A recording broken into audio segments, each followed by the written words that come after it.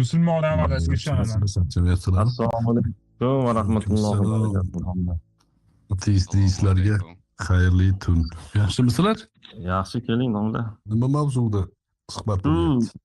Deist yo ateist deb bilarkan shu bola o'zini shu bir haftalardan beri kirib turadilar. Bir boshida bir islomga moyilligim bor, qaytmoqchiman degandek bo'luvdilar. Shuni endi tushunmay qoldik. Bola bilan bir suhbat qilib ko'rsangiz o'zingiz. Ma'qul.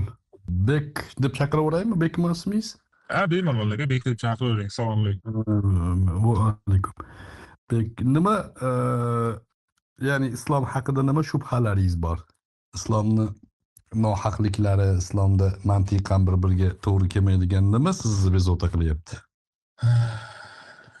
Islom aytilgan bo'lsa ekan, to'g'risi menda birinchi sovishimga sabab insonlarni atrofimizdagi, O'zbekistonda deylik, atrofimizdagi odamlarni islomni noto'g'ri talqin qilishi yoki islom ostida yashashi-yu, lekin yashash tarzi umuman to'g'ri kelmasligi. O'sha narsalar menda shubhalar, g'azab, shu narsalarni uyg'otgan. Men islomofob emasman lekin.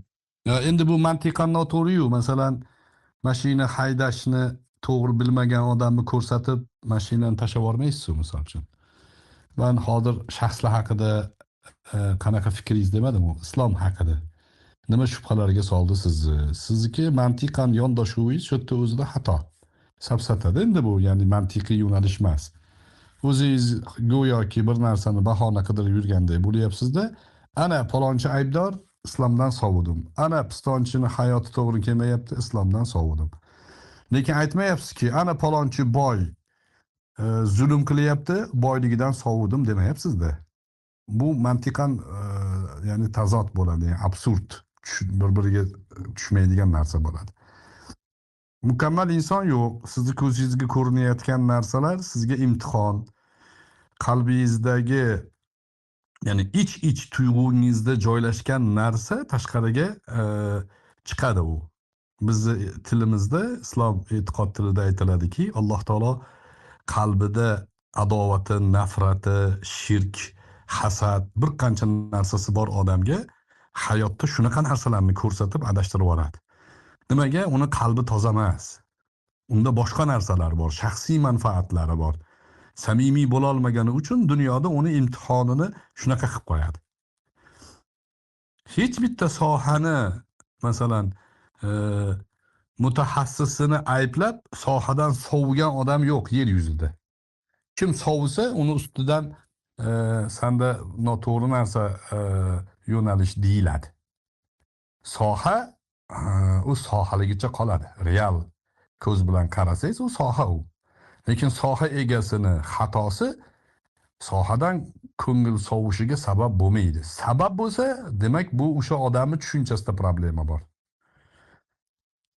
Demak, birinchi savolingiz o'zingizga, ya'ni yolg'iz qolganingizda birinchi savolingizni o'zingizga berib, noto'g'ri yo'lda ekanman-ku deyishingiz kerak.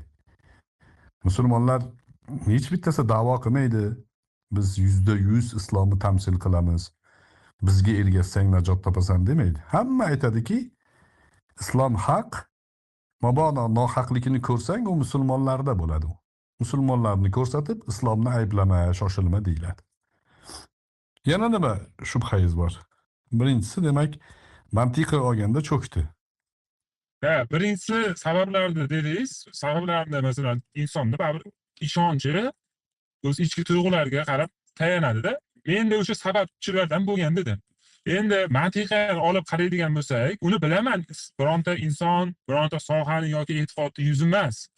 Islomda masalan o'zgarmas qonuniyati bor, o'zgarmas shariati bor, u narsalarni bilaman. Bu insonlar uni o'zgartira olmaydi, o'zgartirishga haqqi ham yo'q. Unga islom madaniyati ham, islom e'tiqodi ham yo'l qo'ymaydi. Bilaman bu narsalarni.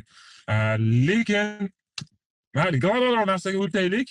Ibroniy dinlardan aytilgan bo'lsak, mayli islom deyilgan bo'lsak, nimaga aynan bu savolni oldindan bergandim, aniq javob ola olmadim. Buni Abror akaga kirsa o'zlaridan so'raysiz, bizga uni ilmimiz yo'q deyishdi. Nimaga aynan Arab ko'rfazi davlatlariga ibroniy dinlar ketma-ketlikda birta hududga keldi? nimaga aynan bitta hudud? Sivilizatsiya jihatidan oladigan bo'lsak, rivojlanish jihatidan, odam soni jihatidan, rivojlanish jihatidan oladigan bo'lsak, boshqalar ancha rivojlanganroq edi-ku. Aholi soni ham, boshqa narsasi ham. Bu yerda ham mantiqiy ya'ni ziddiyat bor. Ya'ni men xohlagan joyga kelish kerak degan tushuncha bo'lyapti-da. U hikmat tomonini izlayman desangiz, o'sha madaniyat yetib bormagan, hali rivojlanmagan, hali til, san'at, adabiyot, misol uchun deylik, ilmiy taraqqiyotlar, laboratoriyalar, sivilizatsiyalar yetib bormagan joydan payg'ambarlar chiqib, cho'lda cho'pon, tuya boqib yurgan odamlarni 23 yilda butun dunyoga sivilizatsiya tarqatadigan qilib tarbiyalab berdi. Va Qur'onni o'qisangiz, Qur'onda bir necha joyda payg'ambarimizga mal kitob valal iymon deb Rasulullohga san kitobni ham bilmasiding, iymon haqida ham ma'lumoting yo'q edi deydi Alloh taolo. Ya'ni Rasulullohni bilmasliklarini qayta takrorlaydi-da, biz bildiryapmiz deydi.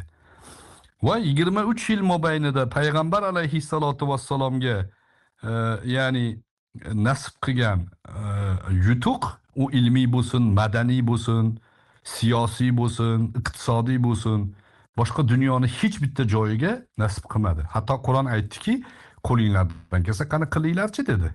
4 ta joyda maydonga chaqirdi va ortidan qila olmaysizlar dedi. Chunki ilohiy ta'limot. Hech bitta davlat 23 yilda butun dunyo qabul qiladigan madaniyatni taqdim qila olmagan insoniyat tarixida. Bu hikmat tomoni. O'sha davrda Fors o'ta yuksak madaniyatga ega edi, tarixi bor edi, davlatchiligi bor edi, siyosiy kuchi, elitasi bor edi. 23 yildan keyin tiz cho'ktirdi shuni. O'sha cho'ldan chiqqan, hech narsani bilmaydigan, ya'ni madaniyati yo'q odamlarni shunaqa tarbiya qildiki, universitetdagi odamlarga dars berishni boshlashdi. Universitetlar yo'q. Madrasaga payg'ambar alayhissalom atrofida o'tirishib, u kishidan eshitgan narsalarini dunyoga tarqatishdi. Ularning shogirdlari masalan 7-asrda dunyo yuzini islom ya'ni egallashi, da'vat ma'nosida chiqishi boshlaganda 9-asrga, 10-asrga kelganda Bag'dodda Baytul Hikma degan joyi qurib, o'zidan oldingi barcha falsafalarni arab tiliga tarjima qilib dunyoga taqdim qildi. Dasturxon qilib yozdi. Mana shu siz ya'ni nimaga bularga nozil bo'lgan, bular rivojlanmagandiku degan odamlaringiz. Arastuni bugun tanib turgan bo'lsak, musulmonlarning oldida qarzdormiz. Saqarotni tanib turgan bo'lsak, musulmonlar uni bizga yetkazib berdi. O'rtada ular ko'prik bo'ldi. Ular tarjima qildi arab tiliga, sharhladi, to'g'risini to'g'ri, noto'g'risini noto'g'ri dedi. Yevropa keyin 16-17-asrlardan Yevropa tillariga tarjima qildi. Bugungi taraqqiyot o'shalarning mevasi bo'ldi. Bu bir qancha hikmatlari bor. Endi mana yaratuvchiga men ishonaman deyapsiz-ku. Ana shu yaratuvchini qudratini agar his qilsangiz, u nima qilishligini o'zi biladi deyishingiz kerak. His qilmasangiz, demak siz yaratuvchi bor degan narsada ham samimiy bo'la olmaysiz. Nimaga bunaqa demoqchiman? Gapimni yaxshilab quloq soling. Bugungi kunda o'zbek zabon ateistlarini aksariyati ma'lum bir savollarga mantiqan javob bera olmaganligi uchun deistman deyapti xolos. Bugun men deistman deyotganlarni ham deyarli hammasi 99.9% asli ateist. Nimaga? Allohga, ya'ni yaratuvchiga bo'lgan iymoni ham bu mukammal emas. Agar mukammal bo'lganda edi yaratuvchi, bu darajadagi borliqni yaratgan san'atkor, bu darajada hikmat sohibi qayerga payg'ambar yuborishini o'zi biladi-da degan xulosaga kelardi. Shu xulosa yo'qmi? Nimaga yaratuvchiga savol beryapsiz siz? Ishonaman deyapsiz-ku yaratuvchiga. Nimaga sen O'rta Sharqda jo'natyapsan faqat deydi. Endi bu ikkinchi javob. Uchinchi javob siyosiy ma'noda. O'rta Sharq dunyoni eng qaynoq nuqtasi hisoblanadi. Bugungi kunda siz Amerikada bo'lsangiz ham, Yevropada bo'lsangiz ham faylasuflarni, siyosatchilarni hammasini bitta nuqtada birlashligini ko'rasiz. U nima? O'rta Sharq dunyoni yuragi deydi. O'rta Sharqda bo'layotgan hodisa u Amerikani narigi tomonidan, Madagaskarni u tomonida hamma joyga ta'sir qiladi. O'rta Sharq dunyoni kindigi. Kim O'rta Sharqni boshqarsa, dunyoni boshqaradi. O'shaning uchun barcha kurashlar, barcha urushlar, to'polon to'slar O'rta Sharqda bo'ladi. Bu siyosiy tomoni. Endi tarixiy tomonini aytsa, dunyoni hamma joyiga payg'ambar borgan deyiladi. Hatto Amerikaga, hattoki o'sha Madagaskarga, hatto Meksikaga ham payg'ambar borgan. Chunki Alloh taolo Qur'oni Karimda biz har bir qavmga payg'ambar yubordik degan. Yana bir oyatda "Va ma kunna mu'azzibin hatta nab'atha rasula" degan. Biz hech bitta qavmni azoblovchi emasmiz, payg'ambar, rasul yubormaguncha degan. Hadislarda payg'ambar alayhissalom 313 ta rasul yuborilganini aytganlar. Payg'ambarlar haqida ikki xil rivoyat bor. 124 ming payg'ambar kelgan deb Anas ibn Malikdan rivoyat bor. Sahih rivoyat bu ham. Bir rivoyatda 224 ming kelgan. Lekin aniq sonmi bu desa yo'q, ko'pligidan ishora. Nimaga desa Qur'oni Karimda aniq son kelmagan. Biz sizlarga payg'ambarlar yubordik. U payg'ambarlardan ba'zilarini bildirdik va ba'zilarini bildirmadik degan. Demak, payg'ambarlar kelgan. Hamma joyga kelgan. Lekin qaynoq nuqta eng oxirgi, masalan, siz bilan bizga hayot falsafamiz uchun kifoya qiladigan voqealar O'rta Sharqda bo'ldi. Ibrohim alayhissalom, Yaqub alayhissalom, Ishoq alayhissalom, Yaqub alayhissalom, Yusuf, Musa, Harun, Lut hammalarining qissasi shu joyda bo'ldi bizga ibrat uchun. Mana bular shu joyda shu ishni qildi. Ko'zingni och. Payg'ambarga ergashdi, najot topdi. Payg'ambarga isyon qildi, halok bo'ldi. Turibdi osorlari. Oxiri Muhammad alayhissalom payg'ambar bo'lib keldilar. Endi Madina tarixini o'qisangiz, Madina tarixida Yahudiylar Madinada nima qilyapti? 3 ta qabila bor Madinada. Bani Nazir bor, Bani Qaynuqo bor, yana qaysi edi? Bani Qurayza bor. 3 ta Harun alayhissalomning avlodlari bo'lgan. Bular o'sha davrlarida Buxtu Nasrdan kaltak yeb, undan kaltak yeb, qochib oxiri o'tirishib ulamolarga aytgan. Mana qaranglar, oxirgi payg'ambar qayerga keladi? Topinglar.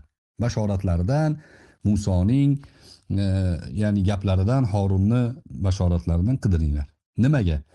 O'sha chiqadigan joyga boraylik deyishgan. Chunki u chiqqandan keyin unga birlashamiz, bizga zulm qilayotgan mana bu hozirgi hokimlarni hammasini oyoq osti qilamiz degan. Tarix kitoblarida turibdi hammasi.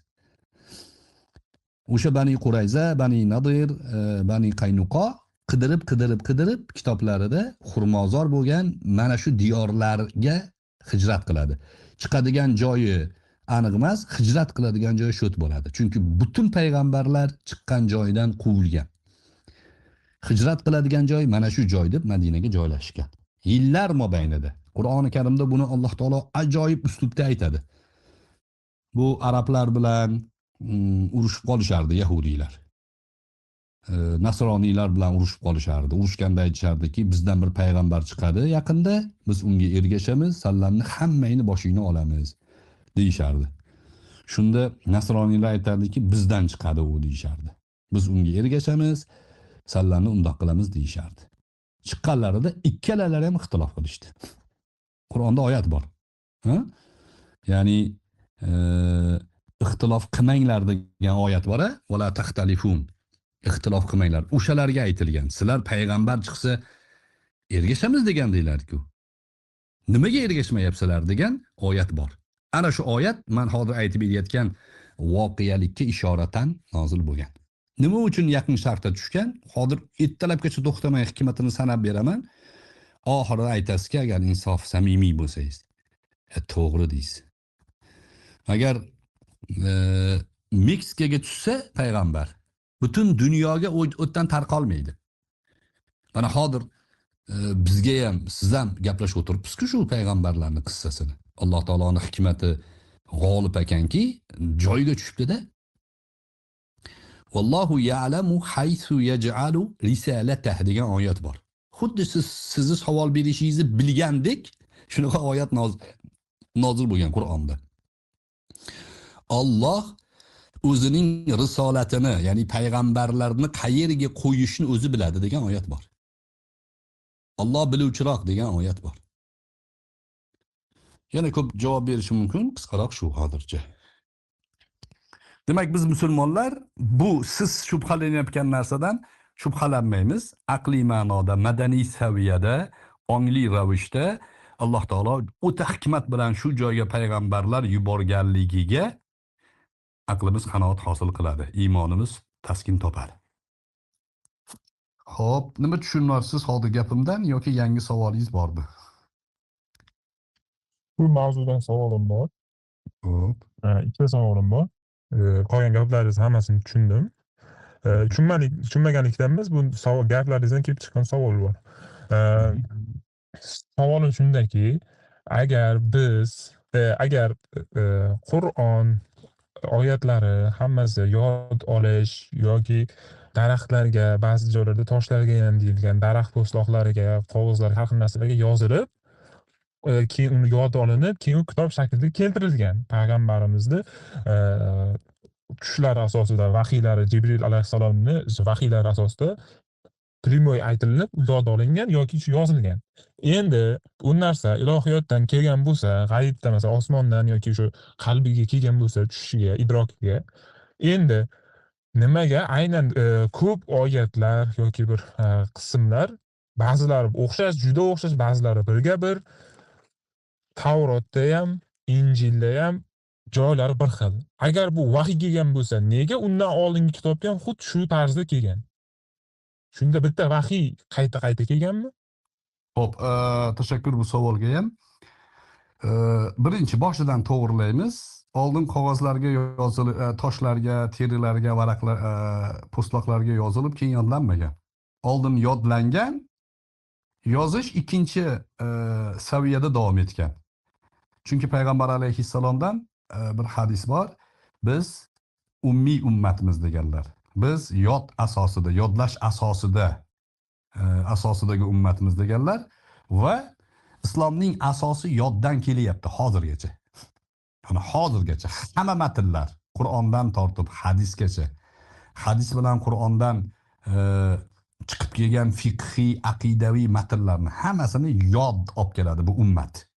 Ya'ni yodlash ustiga qurganligi uchun Yevropadan misol uchun ilmiy ularni taftishidan xabardorga o'xshayapsiz. Ular matn ustida ishlashadi. Qo'lyozmani topishadi-da, qo'lyozmaga qarab, demak bu deb xulosa qilishadi. Bizni islom madaniyatida bu asosga qurilmaganligi uchun Yevropa bizni madaniyatimizni to'g'ri tushuna olmaydi. Chunki ularda yodlash yo'q. Mana Injilni yodlagan odam sanoqli. Bizda Qur'onni yodlagan odam sonsiz sanoqsiz. Hadislarni yodlaganni ham soni sanoqqa yetib bo'lmaydi. Mashhur misol bor, Andalusiyada xalifani o'g'li uylanaman deganda shart qo'ygan. Qur'onni yod olgan qizni olaman deganda 780 ta qiz chiqqan. Balog'at ketgan qiz 780 ta Qur'onni yod bilar ekan. Sahih Muslimni yod bilgan odam, Sahih Buxoriyni ham qo'shib yodlaganni olaman deganda kamaymagan anu 780 ta. Bitta rayonda. Keyin Muvattoni qo'shgan, boshqasini qo'shgan, borib 100 ta, oxiri keyin tanlab uylangan. Ya'ni shunaqa ummat bu. Masalan, biz o'zimizda ham Andijonga boring, qori bulog'i. Meni o'g'lim ham qori misol uchun hozir. Shuni hozir uyg'otamanda, любой bir oyatni falonjodan o'qi desam, davom etib ketadi. Bu ibrat ma'nosida, mashalloh ma'nosida aytyapman, xolos. Nimaga desa, biz yod asosiga qurganmiz. Qur'onchi, mushafchi desa, u rasmiy narsa. Rasmi usmoniy deydi, eshitgansiz-a? Nimaga rasmi usmoniy desa, u rasm, masalan, men yodlagan Zehnimdagi, qalbimdagi narsaning rasmiy ko'rinishi u. O'sha rasmiy ko'rinish, Qur'on yozib, siz hozir Qur'onni yozib, o'zingiz xalq ichiga qo'yib yuborsangiz, shuna Qur'oningizni oladida, shuna chiqarib tashlashadi. Nimaga? U sizni yozganingizga ishonib ketavermaydi. Ummatni haligi Yevropada bor-ku, nima deydi? Xalq nazorati degan narsa bor, bilasizmi? Xalqni o'zi nazorat qiladi. Svetofordan o'tib ketganni, boshqasini nazorat qiladi-yu. Bizda Qur'onni qorilar nazorati degan tushuncha bor. Har qanday tipaj, har qanday tiraj bosmadan oldin asl nusxani qorilarni oldida o'qib beradi. Qorilar uni ko'zini yumib eshitib turadi, o'qib bo'lgandan keyin tasdiqlaydi, keyin nashrga beradi. Buni to'g'rilab oldik mana. Demak, yod ustiga qurilgan shuni, mana shu asosni siz birlamchi qalbingizga o'rnatib oling. Shunda sunnat inkorchilari, Qur'onga rasm ustidan tanqid qilmoqchi bo'layotganlarini mana shu javob bilan o'chirib qo'ya olasiz. Yo'q, sizlar bu bilan hal qila olmaysizlar. Shu yerda bir qiziq bo'lgan hodisani aytib beray. Harun ar-Rashid yuqorida aytdim, Baytul Hikmani tashkil qilganda o'zi madrasani odami bo'lgan, ilmli inson bo'lgan, ilmni yaxshi ko'rgan. Ulamolarni yig'ib ilmiy bahslarni qilar ekan saroyda. O'shanga o Baytul Hikmaga asos solgan odam. Bag'dodni bilasiz, ilmni markazi bo'lgan. Shunda bir odamga qarab farosati yaxshi ekanda endi xalifa endi. Hamma chiqib ketayotganda sen to'xtab tur degan. Hamma chiqib ketgan chaqirganda haligi odamni menga qara, sen musulmon emassan, to'g'risini ayt degan. Haligi odam qaraganda to'g'ri degan. Men musulmon emasman, lekin menga degan ozgina muddat bering, men izlanish jarayonidaman. Agar mana shu muddatning ichida qanoat hosil qilsam musulmon bo'laman. Bo'pti deb bunga bir oy muhlat beradi, ulamolarning majlisga kelib yuradi, indamaydi, aytmaydi, yuradi, oxiri kelib turib hamma chiqib ketganda xalifaga men sizga arzim bor deydi. Hamma chiqib ketgandan keyin kelib men musulmon bo'ldim deydi. Endi musulmon bo'lish tarixini aytib ber deydi Harun ar-Rashid. Biz aytadiki, men deydi yahudiyman deydi. Kitobga, yozishga juda ustaman, ziyoli odamman. Men yahudiylarning ichida yurdim, yozishni o'rgandim, yahudiylarni Tavrot kitoblarini yozib beradigan darajaga chiqdim. Ularning kitoblarini yozib beraman. O'zimdan xohlagan gapni qo'shaman, xohlagan narsa olib tashlayman Tavrotdan. Masalan, urdi degan jumlani soldi deb tarjimani qo'shib yuborsam, hech kim farqiga bormaydi. Olib ketaveradi deydi. Keyin shubha tushib qoldi ichimga deydi. Bularning ilohiy kitobi qanaqa bo'ldi? Men yozyapman-ku. Men yozgan narsani ilohiy kitobda olib ketishyapti, hech kim kelib shikoyat qilmayapti-yu. Keyin deydi, nasroniylarning ichiga kirdim deydi. Nasroniylarning ichiga kirib, ularning kitobini o'rganib, Injilni yozib beradigan. Bilasizmi, u paytlarda unaqa bosmaxona yo'q, qo'lda yoziladi.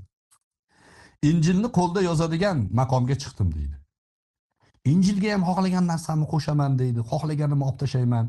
Poplarga beraman, ular olib ketadi, xursand bo'lib, pulini to'laydi. Hech bittasi kelib qaytib shikoyat qilmaydi. Bunga qo'shibsan, bundan olib tashlabsan demaydi.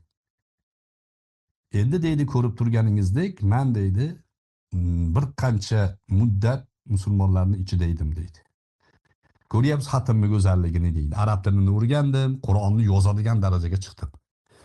Qur'ondan bitta oyatni Alimun Hakimni, Azizun Hakim deb o'zgartirsam, qorilarga bersam, olib ketishadi.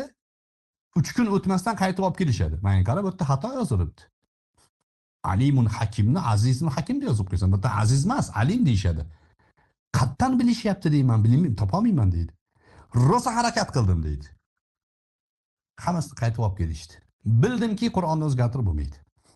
Chunki Qur'on yozuv ustiga qurilmagan. Qur'on yod ustiga qurilgan. Manaman degan dunyodagi hamma oyoqqa turib, yer yuzidagi barcha mushaflarni olib kelib, pechkaga solib yoqib yuborsa, bir kun o'tgandan keyin qorilar Qur'onni tiklab qo'ya oladi. Bu Qur'onning mo'jizasi. Sizni oxirgi savolingizdagi muqaddimani bir chiroyli hikmati bilan javobi. Endi ikkinchi bo'limi. Nimaga Tavrotda bor, Injilda bor narsalar Qur'onda ham bor? Bu aynan ildiz bitta joydan kelayotganligiga o'zi dalil shu. Tavrotni ham Qur'on aytadi. Inna anzalna at-tavrata fiha huda va nur deydi Qur'onda. Biz Tavrotni nozil qildik, unda hidoyat va nur bor deydi. Tavrotni biz nozil qildik deyapti. Payg'ambarimizni ayting odamlarga, men yangilik emasman. Bid'am minar rusul kelgan. Payg'ambarlikni olib kelayotgan yangi odam emasman. Mendan oldin ham qancha payg'ambarlar o'tgan? Qancha payg'ambarlar o'tgan? Alloh ularga ham vahiylar nozil qilgan. Musoga Tavrotni nozil qilgan. Isoga Injilni nozil qilgan. Davudga Zaburni nozil qilgan. Ibrohim alayhissalomga sahifalarni nozil qilgan. Bor bular. Va o'zlari aytadilarki, payg'ambarlarning otalari bir deydilar. Ya'ni g'oya ma'nosida aqidalar bir degani bu. Onalari har xil deydilar. Ya'ni ona degani shariat degani. Masalan, oldingi shariatda bir narsa joiz bo'lgan bo'lsa, keyingi shariatda joiz emas. Masalan, Musa alayhissalom paytida jinoyat qilgan odamlarga jinoyatni jazosiga Alloh taolo o'zinglarni o'ldiringlar dedi. Uqtulu anfusakum dedi. Zalikum khayrul lakum inda bariikum dedi. Mana shu sizlarni yaratuvchining oldida eng afzal amalinglar. Tavba uchun o'zinglarni o'ldiringlar dedi. Muhammad alayhissalomning shariatida o'zini o'ldirish harom. Oldin ya'ni payg'ambar alayhissalom aytgandek, fiqhiy amallar islomning ona qismi. Aqida masalasi ota qism. Ota o'zgarmaydi. Ota bir xil. Ona turli bo'lishi mumkin ma'noda. Endi men kecha ham bir suhbat aytib berdim, o'rni kelib qoldi. Savolingiz uchun tashakkur. Rosa o'rni hozir. Corpus Coranicum degan narsa bor. Eshitganmisiz hech? Yevropada mashhur, Germaniyada tashkil qilingan. Corpus Coranicum. Yo'q, hozir nimaligini aytsangiz balki eshitgandirman. Aynan so'zini bilmayman. Corpus Coranicum degani Qur'on majmuasi degani. Corpus majmuada, ya'ni Qur'onni o'rganishlik uchun yig'ilgan majmualar, Qur'onga aloqador. Injil, Tavrot, yangi ahd, eski ahd, Injilni nechta nusxasi bo'lsa, Tavrotni nechta nusxasi bo'lsa, Talmud, Mishna nechta nusxasi bo'lsa, Injilga aloqador Matto, Yuhanno Injillari, Paulus Injillari, hammasi, Barnaba Injillari, eski qo'lyozmalarni hammasi, tarix haqida zikr ketgan nima? Odam alayhissalom qissasi bormi hamma joyda? Bor. Tavrotda, Injilda, Muhammad alayhissalomga nozil bo'lgan Qur'onda. Qur'on nima deyapti odam haqlarida? Tavrot, Injil nima deyapti? Va o'rganib chiqib aytishyaptiki, Corpus Coranicumda professorlar ishlayapti. Til soha egalari.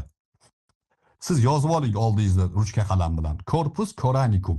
Xohlasangiz, suhbatdan keyin ChatGPT ga yozing. Corpus Coranicum nima? Nima bilan shug'ullanadi? Ular tarixiy hodisalarni qiyoslash yo'li orqali Qur'oni Karimni xatosini topish uchun tuzilgan akademik majmuaga aytiladi. Ular o'sha harakatni qilishyapti. Ular nima degan xulosa bilan boshlagan? Qur'onni Muhammad o'zi yozib olgan. Xo'p, qayerdan nimani ko'chirgan? Degan ma'noda boshlashgan bu ishni. 2007-yil adashmasam tashkil bo'lgan bu yangi tashkilot va natijalarga ya'ni insofi bor odam insof ko'zi bilan qarasa hayron qolarlik. Misol uchun deylik, Kahf surasi bor, Kahf, Qur'onda Kahf surasi bor, G'or surasi. G'or surasi bor. G'or surasida saroydagi zulm, shirk, o'zini xudo deb e'lon qilgan Daqyanus bor. Diocletianus deydi. Diocletianus. Isa alayhissalomdan keyin adashmasam 200-300 yildan keyingi odamlar bular. 200 yil deng, boring. Diocletianus, Daqyanus deydi. Ana shu davrdagi saroydagi yosh yigitlar saroyning bu zulmiga qarshi chiqishadi va saroyni taqibiga uchrashadi. Ulardan qochib g'orga bekinishadi va g'orda 300 yil plus 9 yil uxlashadi deydi Qur'on. Shu hodisani olishadi. Qur'onda turibdi. Bu hodisa Injilda bormi? Qidirsangiz bor. Boshqacha varianti bor, lekin shu hodisa. Mohiyat, ma'no bir xil. Endi Injilda qanaqa kelgan desa, Injilda ham xuddi shunaqa kelgan. Nomlar ham shunga o'xshaydi va ularni 7 ta shaxs ekanligi aytiladi. Nomlari zikr qilinadi. Maximilianus, nima? Maliho kabi ismlar. Shu 7 ta odamning ismi bor. Ismlarning hammasida ramziy nimadir bor, lekin ismlar bor. Corpus Coranicum ulamolari yig'ilib aytadiki, nimaga Qur'on bu yigitlarni ismini, sonini aytmayapti? Nimaga Injil ularni ismini aytayapti-da 7 ta bo'lgan deb keskin bir xulosa beryapti. Filologlar o'tiribdi. Filologlar aytayaptiki, Qur'onniki olam shumulroq. Nimaga?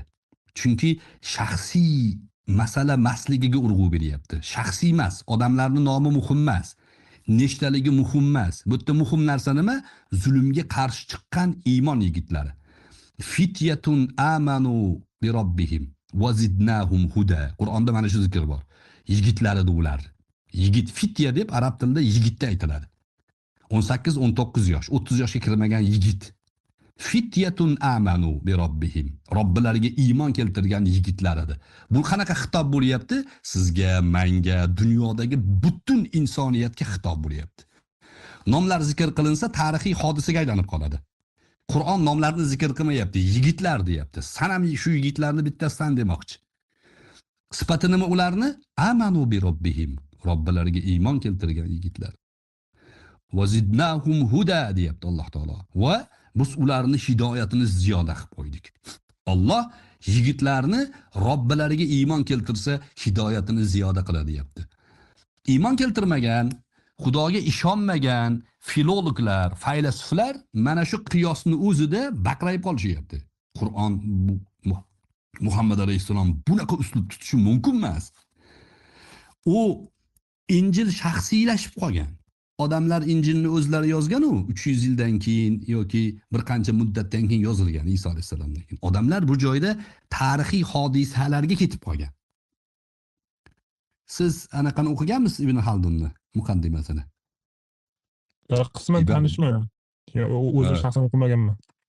Nimaga endi Ibn Haldunni jamiyatshunoslikka asos solgan shaxs deyiladi? Nimaga desa, tarix fanini, tarixiy hodisa xususiyatidan chiqarib, u olamshumul jamiyatga aloqador fanligini isbotladi-da bu odam.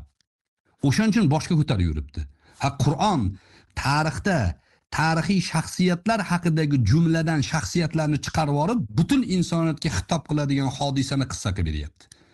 Bu nima deyiladi? Shaxmat o'ynashni bilasizmi? Ha, bilaman. Alpha Zero degan programma bor, bilasizmi? Yo'q. Havaskorman, professional emas. Professionallardan so'rasangiz aytadi. Masalan, siz havaskorsiz. Hozir oldingizga kompyuter yoqib olib, Alpha Zero degan programmani yoqib olib, Magnus bilan o'ynasangiz, yutasizmi, yutqizasizmi? U programmani bilmayman-da. To'g'risi, shuning uchun ayta olmayman. Yutasiz. Yutasiz. Chunki programmani reytingi 4.5 5000 deb o'ynaydi. Magnusning reytingi kompyuterda 3200 atrofida. Magnusni dunyo jahon chempioni yuta olasiz. Nimaga? Sizga kompyuter aytib berib turibdi. Bu misol demak, sizga misol keltiryapman. Xuddi Muhammad alayhissalomga kompyuter aytib berganga o'xshaydi. Ya'ni Xudoga iymon keltirmagan, o'zi yozib olgan desangiz, shunaqa.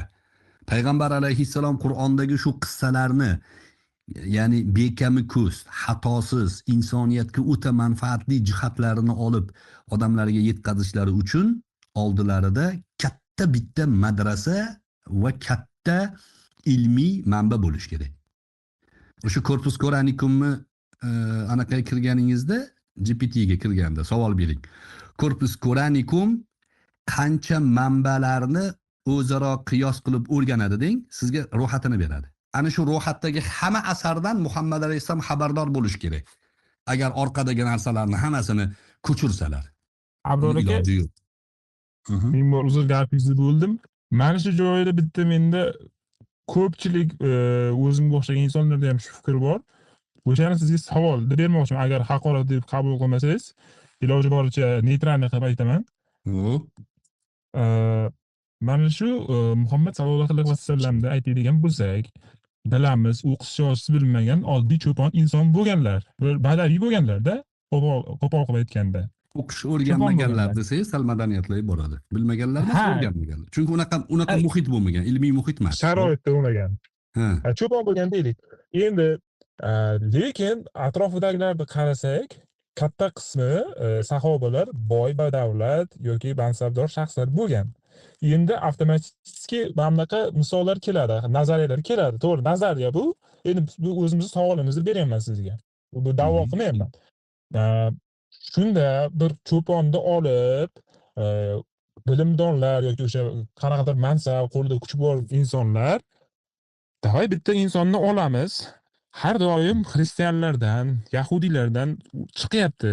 Ular dunyoda hozir katta rol o'ynayapti. E'tiqod insonlarni boshqarishda zo'r uslubi ekan. Lekin rostdan ham shunday bo'lgan. Insonlarni boshqarishda eng zo'r uslubi e'tiqod bo'lgan o'sha davrda. To o'sha Fransiya inqilobigacha shunday bo'lgan. Endi biz ham shu ishni qilamiz deb turib, o'zlari qilsa, bilimdon yoki shu qanaqadir yuqori martabali insonlar qilsa, ishonishmagan. Shunda arablar davay bitta bilim darajasi pastroq insonni olib, biz shu narsalarni unga uqtirib, shuni biz targ'ibot qilamiz deb shu e'tiqodni rivojlantirgan bo'lsa-chi, to'g'rog'i PR qilib, har xil marketing yo'llari bilan, boshqa usullar bilan. Zo'r savol berilgan oldin mana shu savolni o'ziga Muhammad alayhissalomning atroflaridagi eng yaqin insonlari, amakilari, qarindoshlari u zotga qarshi dushman ekanliklarini o'zi yo raddiya. Umri mobaynida dushman bo'lgan Abu Jahl o'lguncha Rasulullohga qarshi bo'lgan. Abu Lahab o'lguncha qarshi bo'lgan. Abu Tolib himoya qilgan, o'lguncha qarshi bo'lgan. Nadr ibn Haris degani bo'lgan. Men uni o'sha zamonni BBC'si ozodligi deyman. O'ta ziyoli odam bo'lgan. Ziyoli bo'lishi bilan birga jahongashta odam bo'lgan. Dunyo kezgan. Dunyo kezgan odam biladi, saviyasi baland bo'ladi. U siz aytayotganni teskarisini amal qilgan odam. Nadr ibn Haris dunyoni aylanib, savollarni topib kelib Rasulullohni mot qilaman. Uni mana shu gapini xatoligini isbotlayman deb yurgan odam bo'lgan. Hatto ko'chalardan masalan Shomga kelib o'yinchi qizlarni sotib olib, bu paytda cho'ri sotiladi-yu.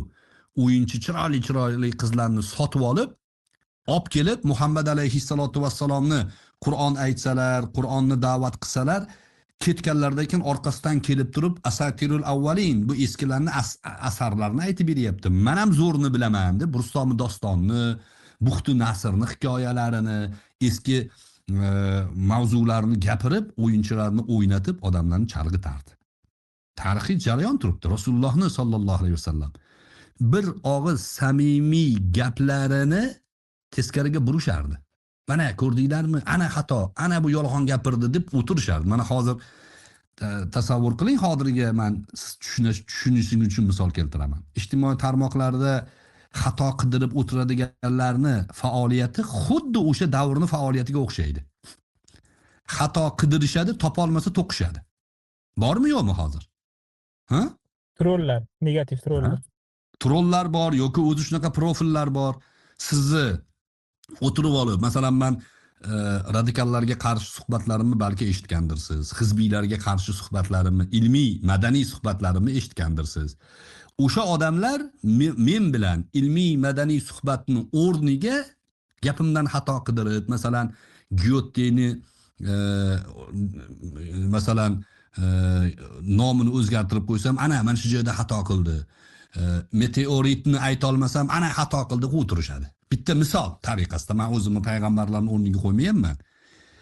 Botil g'oya egalari o'sha davrda yo payg'ambar alayhissalatu vassalomni yarim ya'ni chiziq xatolarni ko'rsa isbotlash uchun armiya qurishgan. Siz aytayotgan armiya emas, teskarisini qurishgan. Teskarisini. Yana bitta hodisa bor. Mana shu savolni yoniga berishadi. Men 1700 46-yilda Gollandiyada mustashriqlik universitetlari tashkil qilingan. Maqsadlari xuddi shunaqa savollar bilan islomni tupikka tiqish, musulmonlarni tupikka tiqish uchun savollar majmuasini tuzishgan. O'sha savollardan bittasini siz hozir berdingiz. Va ulamolar bularni hammasiga javob berishgan. Menda o'sha asarlar bor arabchasi. 5 jilddan iborat raddiya asarlar bor. 5 jild xolos. Islomga qarshi yo'naltirilgan barcha shubhalarga ilmiy javoblar bor. Bunga ham xuddi shu javoblarni bergan ulamolar. Buni yonida yana boshqachasi bor. Yig'ilib olib, shu odamlarni, arablarni hammasi o'ziga bo'ysundirib, pullarni yig'ib olishlikni maqsad qilgan bo'lishi mumkin-ku. Keyin kuchni yig'ib olib hammani boshqargan.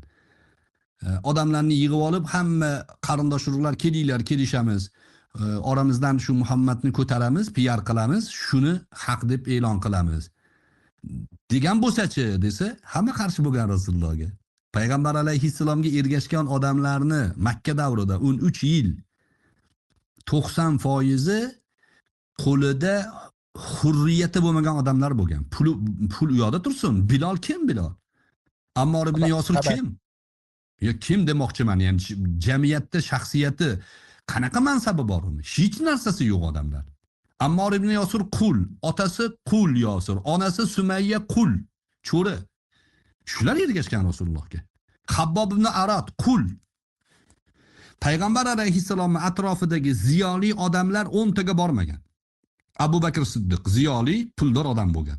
O'rtog'i bo'lgan Usmon radhiyallohu anhu. Uni kel deganlar insofli odam bo'lgan, pokiza tabiat u kelgan. Shu bo'lgan. Hazrati Umar 40-chi bo'lib musulmon bo'lgan. Hazrati Umar bo'lgan, bitta shijoati bor. Hazrati Umardan keyin da'vat oshkor bo'lgan. Ungacha bekinib yurganlar. 40 dona musulmon ertalab uydan chiqib ketayotganda, kechqurun qaytishim aniq emas, mendan rozi bo'l deb uydagilar bilan xayrlashib chiqib ketgan. Shunaqa davrda yashashgan. Ko'chada bir dona Qur'on o'qigan uchun Abdulloh ibn Mas'udni urib ko'zini chiqarib yuborishgan. Qur'on o'qigan uchun, oddiy bitta Qur'on. E'tiqod erkinligi bo'lmagan.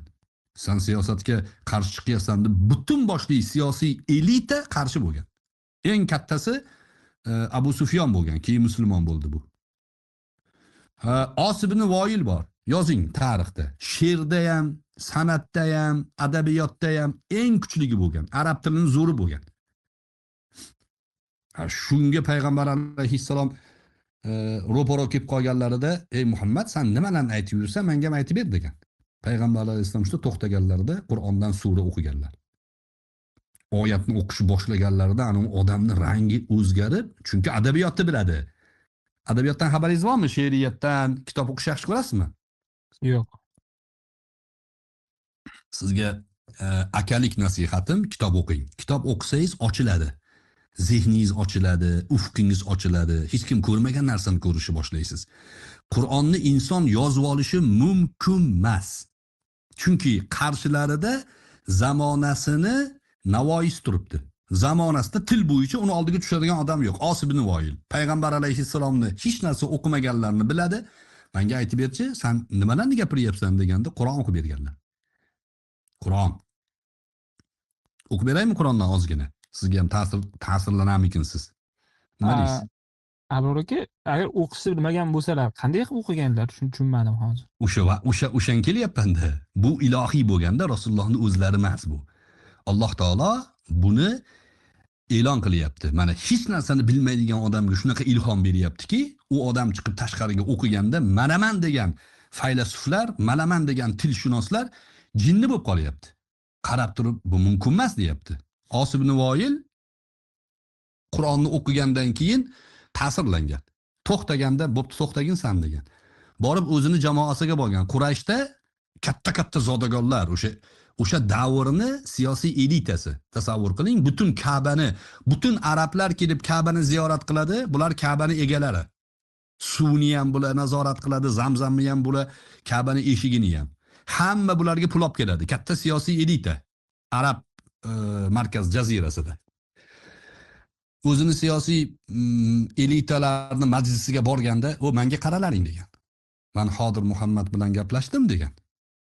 "Menga shunaqa narsalarni aytib beryapti" degan. Endi uni ta'rifi bor. Arab tilida shunaqangi fasohat bilan gapirgan hadislarda keladi. Qur'onni hattoki qarang. Qur'onni ta'rifida ulamolar ana shu Os ibn Voyilni ta'rifini zikr qilishadi. O'zi musulmon bo'lmagan shu odam. Ko'zini Alloh qo'rqib qo'ysa shunaqa bo'ladi. Ha nima aytib berdi deganda, "Voy, menga shunaqa narsa o'qib beryapti. Buni ustida halovat bor. Uni ostida talovat bor. Talovat degani maza bor degani, ta'm bor degani. Bu degan faqat oliy bo'ladigan so'z degan. Bundan ustun so'zi yozib bo'lmaydi degan. Bu gapirayotgan odam kim? Har yili Arab diyorlarida she'r musobaqasi bo'ladigan ukkoz degan bozorni egasi gapiryapti. Juri gapiryapti. Shoirlarning jurisi. She'rni men bilaman-ku degan. Bu Muhammad aytayotgan narsa she'r emas degan. Bu shunaqa narsa aytayaptiki, sizlarga maslahatim degan. Bunga qarshi chiqmalaring degan.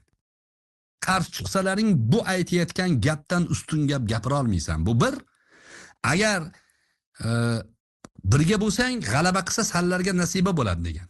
Agar qarshi chiqsang, mag'lub bo'lasan, sharmanda bo'lasanlar degan.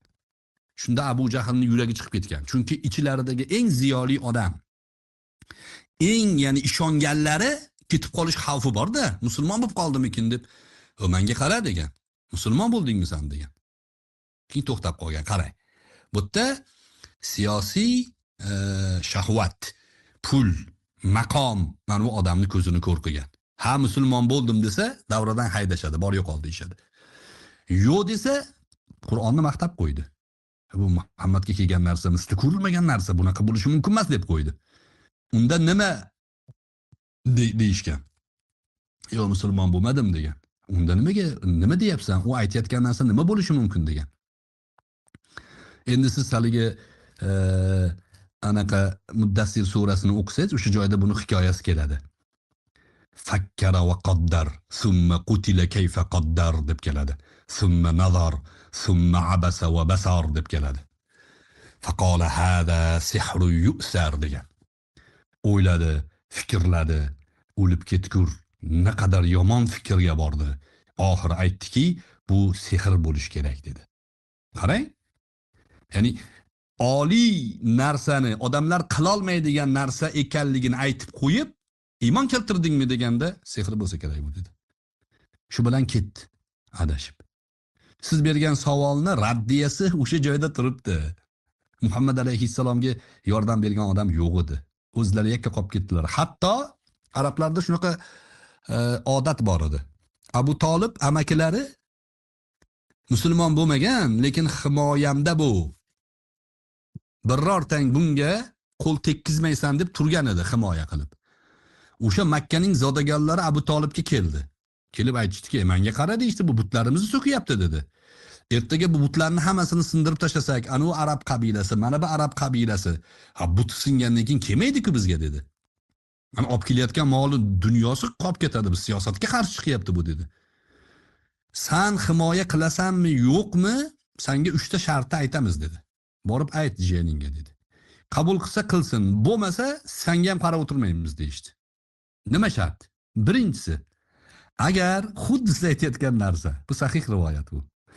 Agar oramizda podshohlikni xohlayotgan bo'lsa, bo'ldi. Buni biz o'zimizga podshoh qilib olamiz. Bo'ldi, siyosatga biz bilan birga yuradi dedi. Shuni xohlayaptimi dedi? Uni bermay, uni xohlasa beramiz dedi. Shu bilan moli dunyo xohlayotgan bo'lsa, qizlarni xohlayotgan bo'lsa, eng go'zal qizlarni bunga beramiz. İçimizde moli dunyo toplab buni boy qilib beramiz deydi. Boy qilib qo'yamiz, aralashmasin bizni siyosatga dedi. Boshqa chora topa olmagandan keyin. Uchinchisi deyishdi, agar kasal bo'lib, jimpin tekkan bo'lsa, bu boshi aylanib qolgan bo'lsa, bir doktor topaylik, tabib topaylik, o'zimiz davolaylik uni. Shu shartni borib ayt deyishdi. Abu Talib kirib aytgan. Jiyan degan. Juda qiynalib ketdim, men ham, sen ham. Bular shu 3 ta shartni aytayapti. Birortasini qabul qilasanmi? Qil shularni birorta fikrini degan. Deganda payg'ambar alayhissalom ko'zlarida yosh bilan Abu Talibga aytganlar. Amaki deganlar. Siz aytayotgan narsalar-ku inson qila oladigan narsa-yu. Menga u osmondagi oyni, quyoshni o'ng qo'lim chap qo'limga o'rnatib qo'yishsa ham bu yo'limdan qaytmayman dedi. Xohlang himoya qiling dedi, xohlang himoya qilmang. Men Allohning himoyasiga o'tdim endi dedi. Deganda Abu Talib, qarang, Abu Talibning ajoyib tabiati toza edi shu odamni. Abu Talibga ham ko'zga yosh keldi. Chunki yetim bola edi Muhammad alayhissalom. Ukalarini, ya'ni omonati edi. Ya'ni rahm shafqati uyg'ondida, jiyan dedi. O'lguncha himoya qilaman, bilgan ishingni qil dedi. Chiqib anulaga aytdiki, hech narsani qabul qilmadi. Birortang yaqinlashsang, menga hujum qilgan bo'lasang, sallaga qarshi men hujum qilaman dedi. Hammasi qaytib ketgan. Ya'ni o'sha bergan savolingizni javobi bizni islom tariximizda butun insoniyat inkor qilmaydigan darajada maydonda turibdi. Mumkin emas yig'ilib olib kelinglar shuni ko'taramiz deyish olmaydi. Hammani qarshi qilib qo'ydi Alloh taolo. O'shnaqa deya olmasliklari uchun. Hammadan pul oladi degan da'voni qila olmasligi uchun Rasululloh nima dedilar? Biz Bani Hoshim zakot olmaymiz deb qo'ydilar. Sadaqa yemaymiz deganlar. Payg'ambar alayhissalomga, oilalariga sadaqa olib borsangiz yemaydi ular. Yo biz sadaqa yemaymiz, harom bizga. Zakotni ham olmaydigan qilib qo'ydilar o'zlariga. Payg'ambar bo'lgandan keyin biror marta savdo qilmaganlar, tijorat qilmaganlar. Nimaga? Mana shu gaplarni hammasini inkoriga Alloh taolo tayyorlagan ekanda, mana hozirgi kunda shunaqa savol tug'ilsa, qanday javob beramiz desa, shularni bilgan odam javob beradi. Nimaga tijorat qilmaganlar, savdo qilmaganlar desa, savdoni bilasiz-a? Sotayotgan narsangizni ustiga foyda qo'yasiz-ku, ozgina bo'lsa ham. O'sha foyda uchun talashasiz. Demak, siz dunyo uchun talashayotgan bo'lib qolasiz. Payg'ambarga bu yarashmaydi. O'shaning uchun savdo qilmaganlar. Muhammad alayhissalomga siz aytayotgan mantiq bo'yicha hech kim yordam bermagan. Balki gruppa tashkil qilishib, hali yahudiylarga, hali nasroniylarga elchilar yuborib, bu Muhammadni aytayotgan gapini yolg'onligini isbotlaylik deb odamlar akademik harakat qilishgan. Corpus Coranicumni o'qisangiz balki samimiy shaklda bir fikringiz ham o'zgarar. Lekin sizga bir narsa aytib qo'yay. Sizga kimdir musulmon bo'l, kel, namoz o'qi desa, ancha sayoz narsani taklif qilayotgan bo'ladi. Ya'ni namoz o'qish islom sayoz emas. Bu islom, namoz o'qish, ibodat, iymon masalasi shunaqa bebaho narsaki, uni birovga taklif qilinmaydi. Uni aytiladi, uni tajallisini, go'zalligini, halovatini o'rtaga qo'yiladi. Iymon keltiradigan odam o'zini ixtiyori bilan iymon keltirish kerak. Siz o'ylab ko'ring siz. Kitob o'qimadim degan odamlarning juda ko'pidagi xato o'sha o'qimaganlik. Muhammad alayhissalomni oldilariga 3 ta savol bilan kelishgan. Ruh haqida nima deysan? Biz o nasroniy yahudiylardan o'rganib keldik.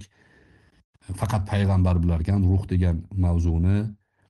O'sha ashabi kahf tarixda shunaqa odamlar o'tgan ekan, g'or sohiblari. U haqida nima deysan? Keyin Iskandar Zulqarnayn, Zulqarnayn degan odam o'tgan ekan tarixda. Buni ham faqat bilsa payg'ambar bilar ekan. Qani shu haqida gapirib ber deganda payg'ambar alayhisalom zotan bilmaydilar. O'zlaridan to'qimaydilar-ku, lekin vahiy nozil bo'lishini aniq biladilar. Bo'pti kutinglar deganlar, ertaga aytaman deganlar, 15 kunmi 20 kun kechikib ketgan vahiy. Nimaga? Ana so'rab kelganlarni iymon keltirishni balki Alloh xohlamagandir. Qalbidagi buzuqligini bilgani uchun Alloh taolo kechiktirdi. Va oyat nozil qildi: "Va la taqulanna li shay'in inni fa'ilun zalika ghadan illa ayyasha Alloh" dedi. Bir ishni ertaga qilaman dema, inshaalloh deb keyin ayt. Ertaga vahiy tushadi dema odamlarga. Inshaalloh Alloh xohlasa tushadi degin dedi. Bu bizga o'rgatishda, ta'limda. Har narsani Allohdan deb bilib harakat qilgan odam yengilmas kuchga aylanadi. Men qildim, men qilaman desa yutqizadi. 3 ta hodisani keyin Qur'on mana shu 3 ta hodisani zikr qildi. Yas'alunaka anir ruh, sizdan ruh haqida so'rashadi. Qulir ruhu min amri robbi. Ruh Robbimning ishidandir. Ama utitum minal ilmi illa qalila dedi. Sizlarga bu haqida ozgina ilm berilgan. 1400 yil bo'ldi ruh haqidagi savolga hali hech kimning mukammal javobi yo'q. qiyomatgacha javob topisholmaydi. Nimaga? Va ma utitum minal ilmi illa qalila. Ruh haqida ko'p narsa bilmaydi baribir odam. Zulqarnayn, ha? O'sha yasalunaka an zilqarnayn, qul sa'atlu alaykum minhu zikra. Sizdan Zulqarnayn haqida so'rashadi. Biz uni zikrini sizga zikr qilib tilovat qilib beramiz. Sizdan ashabi kahf haqida so'rashadi. Ashabul kahfi kanu min ayatina ajaba. Bizni g'or sohiblari hodisasi ajablanarli ishmi sizlarga? Undan boshqa ajablanarli narsa yo'qmi deb Alloh taolo zikr qilyapti. Endi Injildagi xatoni to'g'rilab Rasululloh Qur'onda zikr qilyaptilar. Tavrotdagi xatoni olmayaptilar-da, to'g'risini olib, uni ichidagi eng muhim narsalarni zikr qilyaptilar Qur'onda. Korpus Qur'anikum ulamolar aytayaptiki, bu deyapti, agar ko'chirgan bo'lsa, Injildagi Lut alayhissalomning qissasini ham ko'chirish kerak edi. U qissa qanaqa edi? Ha? Lutning qavmiga balo kelgan. Injilda ham bor bu gap. Tavrotda ham bor. Lutning qavmiga balo kelgan Ibrohim alayhissalom davrlarida. U baloni oqibatida butun shahar halok bo'lgan, Lutning oilasigina qutulgan. Injilda nima deydi? Injilni ochib o'qing. Ya'ni tavsiya qilmayman-da, anaqaga yozib ko'ring. Lutning qissasini menga hikoya qilib berding, ChatGPT ga. Ular chiqqandan keyin endi bizda odam qolmadi-yu, farzand nima bo'ladi deb qizlari Lutga aroq ichirishadi. Kayf qilib qo'yishib, u bilan zino qilishadi. O'zini otasidan qizlari farzand ko'radi. Injilni ta'rifi. Odamlar to'qiganda shu narsani tasavvur qilib to'qib olishgan. Qanaqa qilib odam davom ettiramiz? Shunaqa bo'lish kerak deb hikoya to'qib olishgan. Nimaga Muhammad alayhissalom Injildan ko'chirgan bo'lsalar buni olmayaptilar? Chunki bu tuhmat payg'ambarlarga. Chunki Lutning qavmi halok bo'lganda butun insoniyat halok bo'lmagan. Bu yoqda Ibrohim alayhissalom borlar, u kishining qavmi bor, butun insoniyat bor boshqa joyda. Yana davom etishingiz mumkin. Manbalar, ya'ni voqealar ko'payib ketib, fikringiz chalg'imasin. Shu joyda 3 ta nuqta qo'yamiz. Keyingisini o'zingiz o'rganib olsangiz bo'ladi. Men bunday darajalarni berdim sizga. Keyingi savolingiz. Savol mana shu mavzudan kelib chiqaylik. Nimaga aynan qabulni ustiga Ka'ba qurilgan? Tayyor nima deydi, lokatsiya bor, tayyor oqim bor, keluvchilar, sayohatchilar oqim bor. Nimaga aynan Allohning uyi o'sha eng musulmon diniga, islom diniga zid bo'lgan joyda ustiga qayta qurilgan? Ya'ni buddaviylik haykalga sig'inish ustiga qayta qurilgan Ka'ba. Nega Yo'q, aynan unda o'zi asli bitta tarixida yer yuzida birinchi bo'lib qurilgan masjid Odam alayhissalom qurgan masjidda. Odam alayhissalotu vassalom jannatdan tushganlarida endi aniq bir ishonchli bo'lmasa-da, lekin ulamolar shu darajada borib o'rganishgan tarixiy kitoblardan Indoneziya taraflariga tushganlar. Havvo onamiz Jiddaga tushganlar. Jidda degani momo degani o'zi. Jaddatun deb arablar momoni aytadi. Havvo onamizni Jiddaga tushganlari zikr qilinadi. Va ular bir qancha yil yer yuzida dod faryod, tavba tazarru bilan duo, ibodat, iltijo bilan yurishadi. 2 dona odam bor yer yuzida. Odam va Havvo. Bular qidirishib bir-birlarini Arafotda ko'rishadi. Arafot degan joy bor, bilasizmi, Makkada? Ha, Arafot tog'i tosh otiladigan. Tosh otilmaydi u yerda. Arafot tog'ida turiladi. Adashdim. Ha. Arafa degan nima degani o'zi? Ma'rifat. Ma'rifat shundan olingan. Tanishuv degani-da. Tanishuv. Araftu desa tanidim degani. Tushundingizmi? Shu yerda tanishuv bo'lgan, shu yerda ko'rishishgan. O'shaning uchun Arafat tog'i deyiladi. Uchrashuv ma'nosi ham bor, Arafat degani, uchrashuv. Bir ma'nosi torlik ma'nosi ham bor Arafani. Nimaga desa, hajda odamlar o'sha yoqqa yig'iladi. Masalan, 10 million odam haj qilsa, 10 million odam Arafa kuni Arafatda turishi kerak. Arafaning chegarasi bor, o'sha joy taxminan qanchadir kvadrat metr joy bor. O'sha joyda odamlar turishi kerak. chodirlarni qurib olishadi. Tog'i ham nomi bor. Jabal Nur ham deyiladi, Arafot tog'i deyiladi. Hudud katta. Yana bitta ma'nosi bu Ibrohim alayhissalomga Alloh taolo haj ibodatlarini o'rgatib turgan. Jabroil kelib turib hal arafta bildingmi, tushundingmi, tanidingmi deganda araftu deganlar. Bildim degan ma'nosi ham bor. O'shaning uchun arafa deyiladi. Va Odam alayhissalom Havvo bilan ko'rishganlaridan keyin Robbisini tanigan zotlar bular ibodat qilish kerak. Alloh taolo buyurdi, o'zingizlarga masjid quringlar. Inna awwala baytin wudi'a lin-nasi lallazi bi Bakkata mubarakan va hudan lil alamin. Mana shu oyat javob ekan o'zi sizga.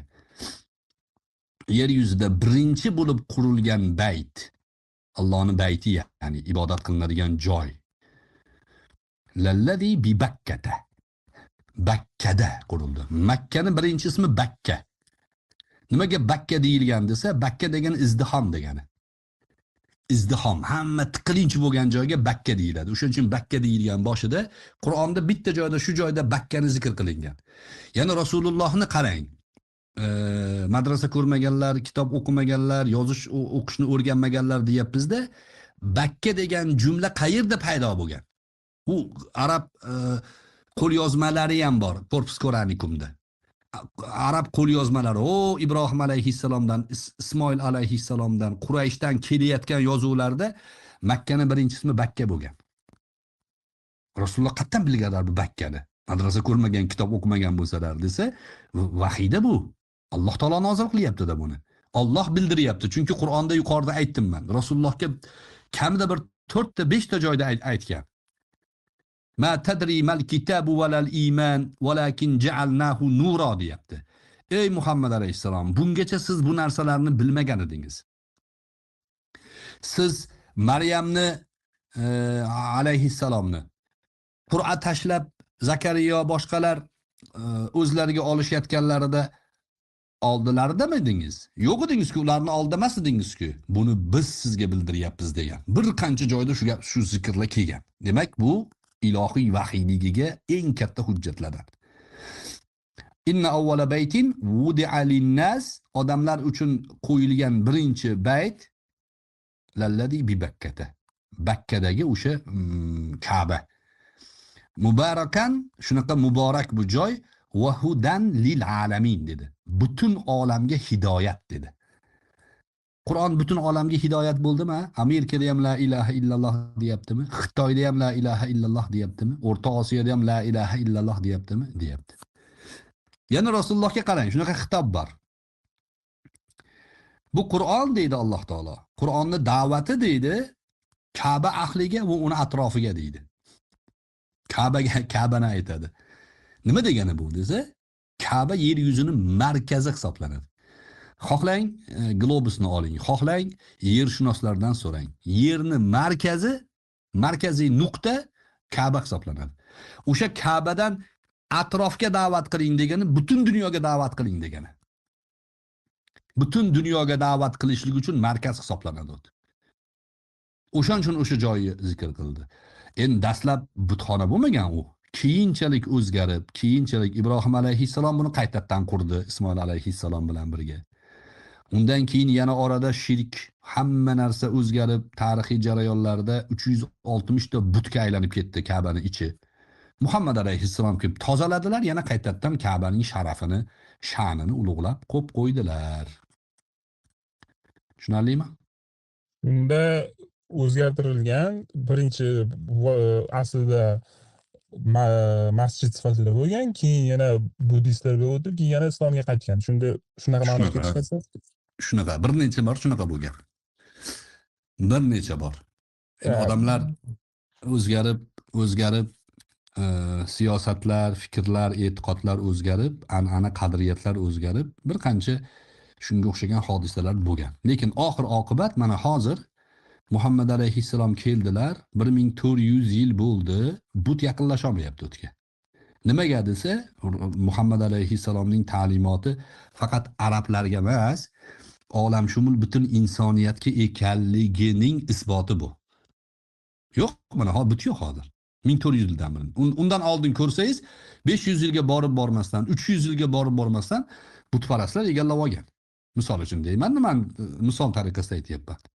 Lekin hozirgacha mana Ka'bada but yo'q. Endi bundan keyin qiyomatgacha ham bo'lmaydi.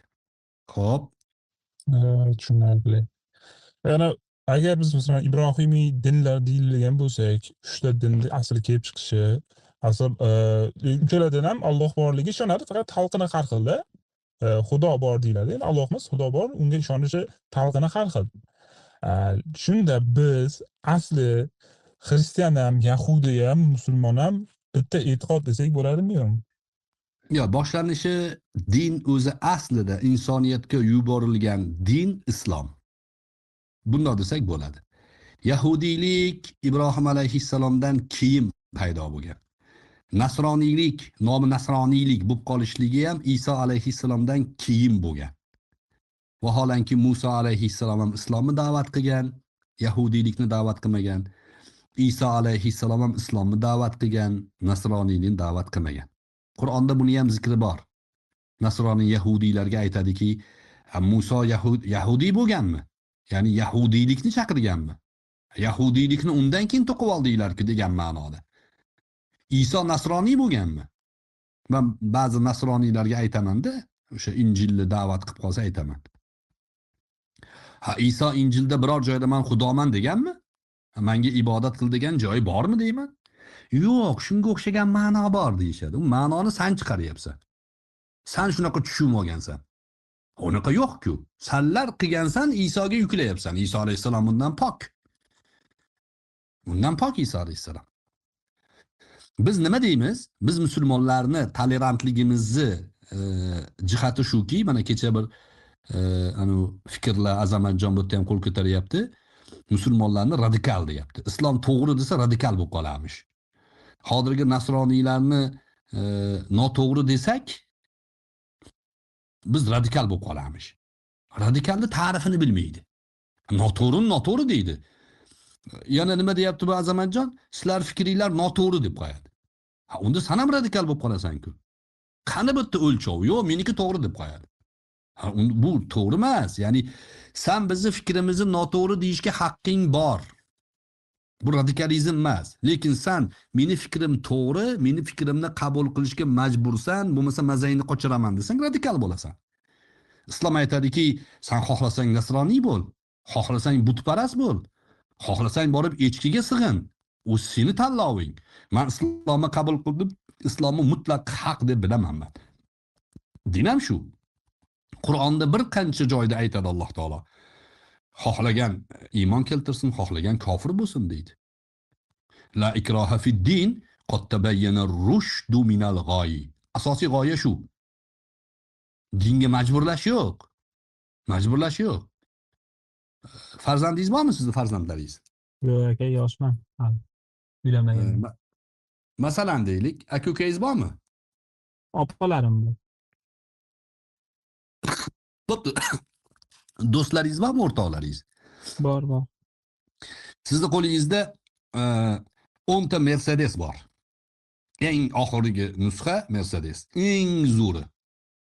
Taxminan deylik 500 ming dollardan olgansiz. 5 million dollarga olib uyga olib borib qo'ydingiz. O'rtog'ingizga kelib majburlab shuni ol deysizmi? Yo'q, taklif qilaman. U yo'q desa majburlaysizmi? Kerak emas menga Mercedesing desa. Yo'q. Majburlasangiz radikal bo'lasiz. To'g'rimi? To'g'ri. Lekin nima deysiz? Mercedesni ol desangiz, u yo'q desa, ahmoq ekansan deysizmi? Tekinga beryapsiz unga. Da. Islom ham shunaqa. Islomda ham hech kimga majburlanmaydi. Ol deydi, mana hozir siz bilan suhbatimizni qarang. To'g'risi men o'zim ham maza qilyapman. Chunki shunaqa go'zal dinga e'tiqod qilganimdan bag'oyat baxtliman. Biroz yuragim siqilib turuvdi, yozilib ketdim hozir. Bu shunaqa go'zal dinki, hech kimga majburlanmaydi. Taklif qilinadi. Kiring, maza qiling. Bo'lmasa o'zingiz bilasiz. Hech kim sizni bu dinga majburlamaydi deyiladi. La ikroha fid din. Dinga majburlash yo'q. Faman sha'a falyu'min va man sha'a falyakfur. Xohlagan iymon keltirsin, xohlagan kofir bo'lsin. Lakum dinukum valiya din. Sizlarni o'zinglarni dininglar, meni o'zimni dinim deyiladi. Ha, bu din o'shanaqangi olamshumul din. Nasroniylik siyosiy vaziyatda o'zgarib ketib nasroniylikka aylanib qoldi. Chunki nasroniylar tarixini yaxshilab o'rgansangiz, o'shaning uchun aytaman-da, kitob o'qish kerak-da. Yaxshilab o'rgansangiz, rosa qiynalishgan. Iso alayhissalomni o'ldirish uchun harakat qilishgan. Nasroniylar aytadiki, xochga borib qoqdi deydi. Rosa qiynab, kaltaklab, olib borib qoqdi deyshadi. Xochga. Ha, bizni islom tarixi aytadiki, yo'q, ular qoqolgani yo'q xochga. Isoni biz ko'tardik. Inni rafi'uka ilayya dedi. Men seni o'zimga ko'taruvchiman dedi Alloh taolo. Va ma qataluhu va ma salabuhu walakin shubbiha lahum dedi. Isoni o'ldira olishgani yo'q, uni xochga qoqa olishganlari yo'q. Ular shubhada qolib ketishdi. Va ma qataluhu yaqina, uni 100% o'ldira olishgani yo'q. Bar rafa'ahu Allohu ilayhi, balki Alloh taolo uni o'ziga ko'tardi dedi. Lekin nasroniylar buni qiynagan, eng og'ir vaziyatni bo'yniga olib, gunohimizni olib ketdi, qurbonlik bo'ldi deyshadi. Xudo deyshadi, yana urib o'ldirishdi deyshadi. Chalkashlik.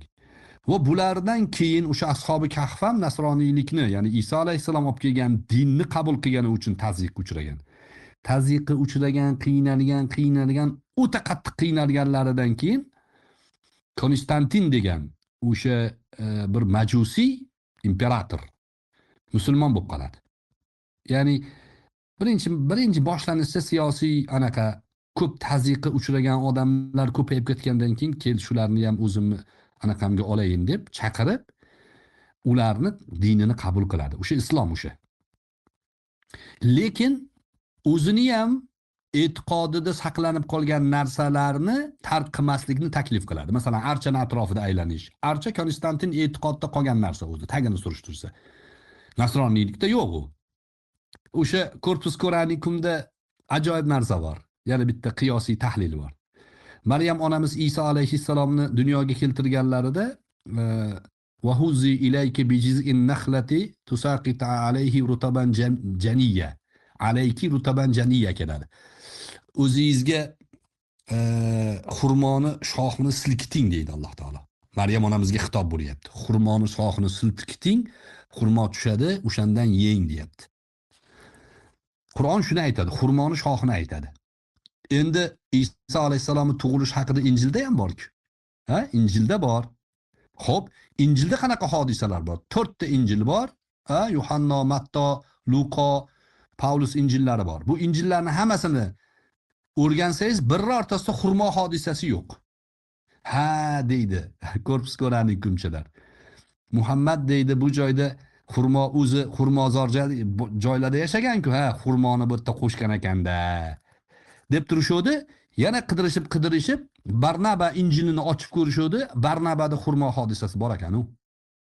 Payg'ambar alayhissalatu vassalomni bilgan, o'z davrlarida yashagan tillariga, arab tiliga 8-mi 9-asrda tarjima qilingan Barnaba injili. Payg'ambar alayhissalom u tilni bilishlari mumkin masala. Qattan xurmoni topdilar. Demak bu vahiy bu. Nimaga xurmoni Qur'on zikr qilyapti desa, "Ey, Isoni otasiz dunyoga keltirgan Alloh Maryamga baribir dunyo sabablariga amal qil, xurmo uchun sirkit deyapti, o'zi tushmaydi deyapti. Ya'ni kasb hunar qil, amin desang osmondan rizq tushmaydi degani bu. Bizga bir xitob bu, tarbiyaviy bu, dars bu. Qarang, xurmo hodisasi ham mo'jiza, hikmat va tarixiy jarayonlarda eng to'g'ri narsani topib Qur'on bizga zikr qilib beryapti. Misli ko'rilmagan mo'jiza. Xo'p, endi savolimdan savol chiqib ketaversa, chalkashib ketib qolasiz.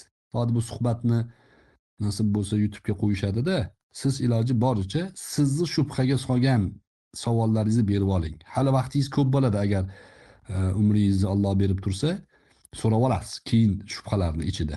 Ba'zi savollar bor, shu suhbatni qayta eshitsangiz o'zi yechilib ketadi. O'shaning uchun suhbatdan chiqqan savol emas, sizni shubhaga solgan savollar ro'yxatini tuzing, bering, keyin yana davom etaveramiz. Nima demadingiz? Avror aka, savolim yo'q, maslahat so'rasam bo'ladimi sizdan? Bemalol. Qo'lingizdan Men kelsa.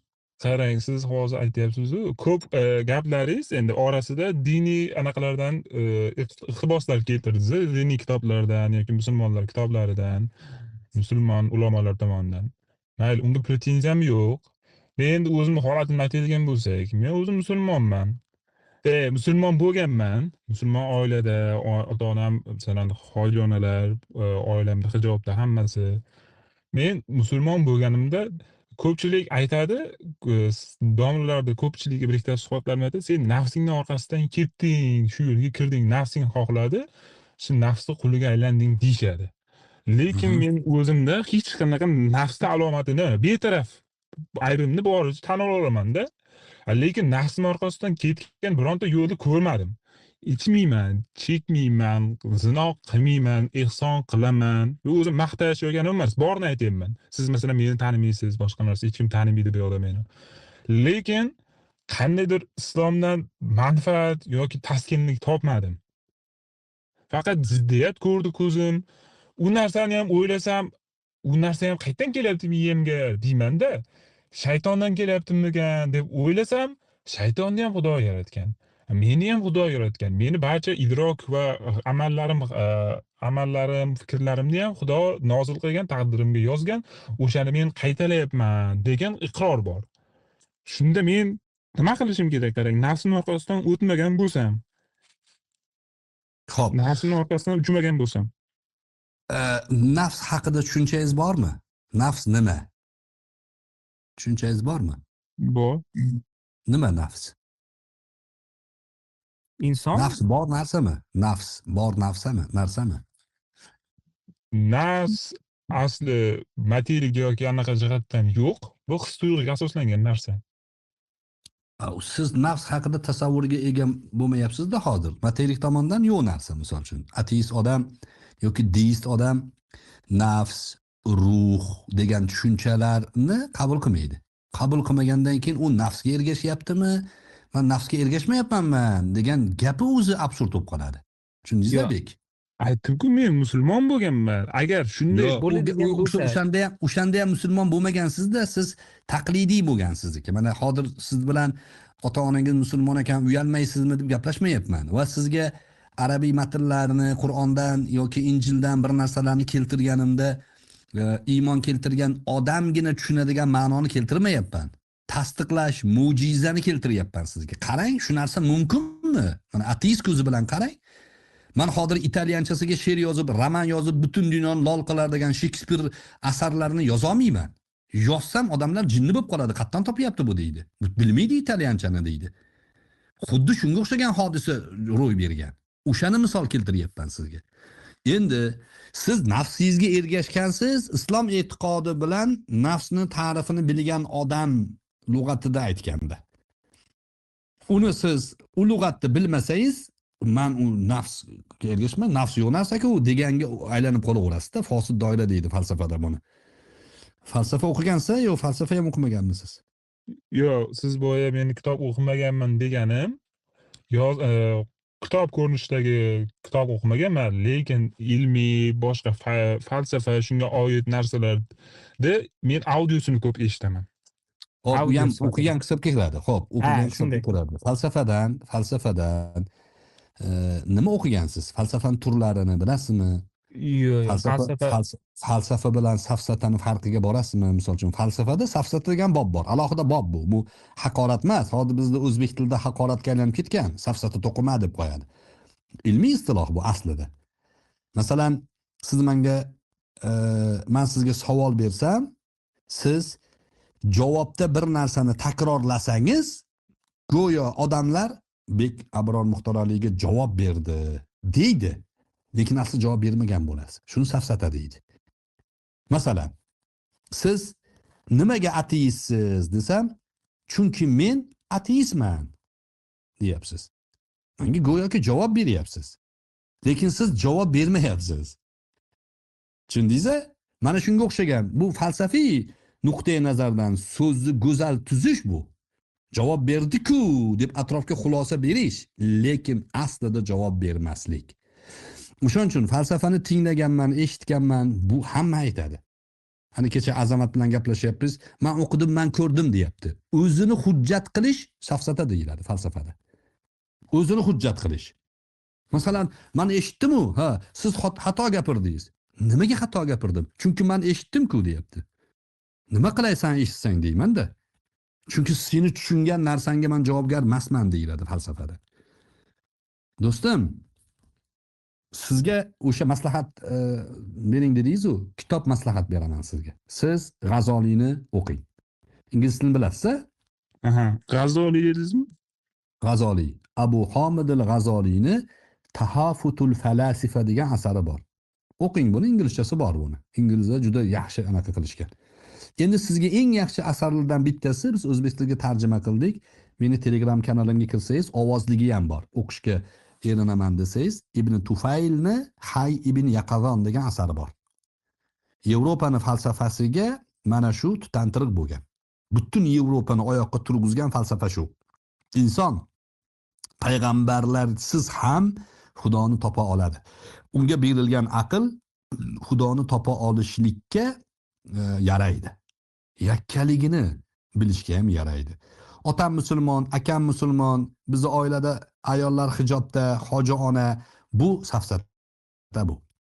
Xuddi haliga yuqorida boshida aytdim-u, ba'zi musulmonlarning noto'g'ri ishi sababli islomga nafratlanib qoldim deyish qanaqa safsata bo'lsa, meni ota-onam hoji deb o'zi ateist bo'lib turishligi shunaqa safsata. Islomni bilaman degan narsaga javob emas u. Islom taqlidiy iymonni tanqid qiladi. Iymon deb qabul qiladi. Ha, endi siyosiy ma'noda mayli musulmon deyiladi uni ham. Lekin taqlidiy iymon xavfli, xatarli, oqibati yaxshi bo'lmasligi mumkin. Ketar chog'ida uni qalbiga shubha tushib qolishi mumkin. O'shaning uchun siz iymoningizni ilm bilan tasdiqlab olishingiz kerak. Mana hozir menga savol beryapsiz, mendan javoblarni tasdig'ini olyapsiz aslida. Siz masalan qabul qilasizmi, yo'qmi, bu keyingi masala meni niyatimda. Alloh hidoyat qilsa qabul qilasiz. Bo'lmasa uni payg'ambar kelsa ham, payg'ambarning oldida yashab ham qabul qilmagan odamlar bor.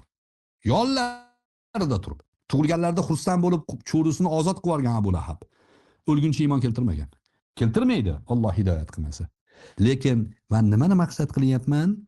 Bu suhbatlar qoladiki, Alloh taolo dinini hujjat qiladi. Hozir shaxsiy manfaat bo'tda yo'q, mana aytganingizda meni tanimaysiz.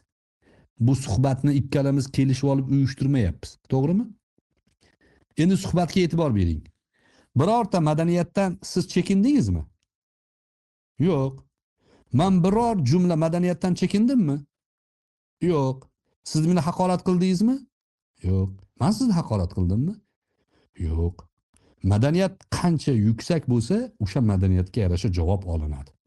Endi shu suhbatlarni yarmiga borib meni haqorat qilib, yarmiga borib sen radikalsan deb, og'ziga kelganni, o'zi tushunmagan narsani gapirib, bu odam ko'rmurutlari bor deb madaniyatsizlik qilsa, saviyasizlik qilsa, axloqsizlik qilsa, biz uni aytamizda, sen to'poymisan deymiz, kallang joydami deymiz. Bunaqa demaslik kerak aslida, lekin desak haqqimiz bo'ladida. O'shanaqa vaziyatlarni ko'rib aytadiki, keyin ana ko'rdinglarmi, Abror haqorat qiladi. Abror hech qachon haqorat qilmaydi, esdan chiqarmasin buni ular. Bu vasila o'laroq men buni ham bir aytib qo'yay dedim. Bek nafs nima desa, nafs siz bilan bizni ichimizga o'rnatilgan haligi programmalar deymizki, kompyuter tili bilan aytganda, ichimizga o'rnatilgan applicationmi nima deydi? Qurilmalardan bittasi u. Bizda ruh bor, nafs bor. Ruh aql bilan, nafs jon bilan, iymon qalb bilan o'lchanadi. Sizda sevgi degan tushuncha. Siz uylanmaganman deyapsiz. Sevgiga mubtalo bo'lganmisiz hayotingizda? Kimnidir sevib qolganmisiz? Bo'lgan. O'sha sevgi ta'riflab bera olmaysiz. Qayeringizda sevgi paydo bo'lyapti? Qaysi gormon u? Hozir endi ilmiy asosda falon deyveradi, lekin u gormon emas u. U sizni ruhingizda kechayotgan jarayon. Uni siz ta'riflab bera olmaysiz. U bor u. Inkor qilgan odam o'zini inkor qilyapti. Nafs o'sha ruhni ichki dushmani. Nafs insonni ichki dushmani. Bizi tasavvufda shunaqa gap bor, bu ham islom falsafasida deyiladi. Nafs kuchayib ketsa, ruh ozg'inlashib, zaiflashib ketsa, inson xohlaydimi, yo'qmi, nafsiga ergashib ketaveradi. O'zinikini to'g'ri deb, qarshisida to'g'ri gap gapirgan odamni radikal deb, qabul qilmaslik uchun uni boshqa tomonlarni tutib, ana seni ko'rmurtlaring deb boshqa odamlarni sabab qilib, nafsiga ergashgan odam shunaqa bo'lib boraveradi. Nafs bir narsani to qo'lga kiritguncha to'xtamasdan talab qilib turaveradigan instrument inson ichida bor bu. Uni o'zingiz bo'lganligi uchun, masalan, rostini ayting, o'zingiz bilan o'zingiz gaplashganmisiz? Ha, Ana shu kim bilan gaplashyapsiz siz? hech kim.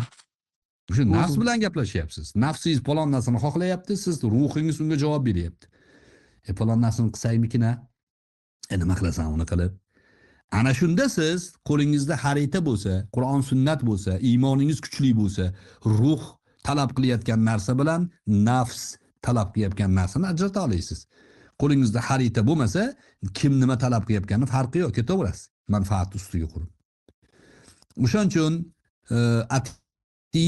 ateist bo'lishligi yuqoridagi savollaringizda, masalan, g'azabimni keltirdi, palonchi jahlimni chiqardi deyapsizki, g'azab, jahl nafsning nasibalari. Nafsda bor u narsalar. Ruhda sokinlik bor, ruhda tushunishga intilish bor. Agar siz ovqat yesangiz, nafsingiz ozuqalanadi. Kitob o'qisangiz, ruhingiz ozuqalanadi. Mana qanday suhbatlarni eshitsangiz, iymoningiz ozuqalanadi. Iymon insonni har bir insonda iymon xususiyati bor, qobiliyati bor. Chunki tug'ilganingizda iymonli bo'lgansiz. Yaratilganingizda alastu bi robbikum degan hikoya o'tgan tarixda. Uni eslaysiz. Tushlaringizda qayerdadir ko'rgandek bo'laverasiz. Uni eslatgani payg'ambarlar kelgan. Payg'ambarlarning hammasining vazifasi bir xil dedi bu boshida. Otalari bir xil deganlar Rasululloh. U nima degani desa, ashi Robbimiz borligini, unga ibodat qilishni, unga hech narsani shirik keltirmaslikni va'da berganmiz ruh olamida. Hali badanga kirmasdan. Avrora ana voqeani birinchi insonga taqdir ko'rsatiladi, hayot yo'li ko'rsatilib, keyin unuttirilib bu dunyoga jo'natiladi, shumi? Yo'q. Keyin oxiratda o'sha va'dasi so'raladi. Yo'q, o'sha taqdir emas, anaqasi. Butun ruhlar yaratilganda hammasini saf qilib turg'izib qo'yib, Alloh taolo ularga xitob qilgan. Alastu bi robbikum degan arabchada shunaqa. Sharq adabiyotida alast bo'ldim, alast bilan mast bo'ldim degan jumlalar bor. Agar she'riyatni o'qisangiz, o'sha alast o'sha ruh olamidagi birinchi Rob taoloning xitobini eshitishlik hisoblanadi. Oshiqlar o'sha xitobni yana eshitsamikin deb yashaydi. U bizni ruhimizga qilingan xitob. O'shanda butun ruh, siz ham, men ham, bu dunyoga kelib ketganlar u endi keladiganlar hamma bir ovozdan bala degan. Bala degani bu e'tirof bu. Qabul qilgan hamma. Payg'ambar sollallohu alayhi hadislari bor. Kullu mavludin yuladu ala al-fitra deganlar. Mana shu fitratda tug'iladi. Tug'ilgan bola oppoq qog'oz bo'ladi. Hech bir payg'ambar, hech bir da'vat yo'q. Bir g'orga tashab qo'ysangiz, shunday katta bo'lsa Allohni taniydi. Nimaga? Oppoq qog'oz, unda hasad, adovat, yolg'on, makr, u narsalar bo'lmaydi. Bu hamma narsa odamlarning ichida aralashganda bo'ladi. Fa abawahu yuhawwidanihi aw yumajjisanihi aw yunassiranihi deganlar. Ota-onasi uni yo yahudi, yo nasroniy, yo majusiy qiladi deganlar. Muhit ta'sir qiladi unga. O'shaning uchun o'sha alastu bi robbikumda siz ham musulmon bo'lgansiz. Sizda o'sha iymonning uchquni bor. Men eslatyapman payg'ambarlardan olingan meros orqali sizga. Ya'ni eslatyapman sizga, o do'stim, o'sha sen Robbingni tanigansan bir paytdan, sening ruhing tanigan. Ruhingga quloq sol. Nafsingni ya'ni ishtaholarini sekin chekkaga sur. Nafs nima deydi? Dunyoni o'zida bo'lsa bo'ldi deydi. Oxirat yo'q deydi. Nima qilasan? Nasiyani naqdi yegin deydi. Ana shu nafs. Xo'p, ma'qulmi? Ne ma'qul aka. Bo'ldi. Vaqtingiz bo'lganda kirib turing. Ha, siz bilan bir marta gaplashuvdim. Ozginagina to'g'risi qo'rqqandim o'shanda. Esingizda bo'lsa ovqat qilayotgan bola edim. Esladingizmi? Ovqat qilayotgan, qayerda ovqat qilayotgan?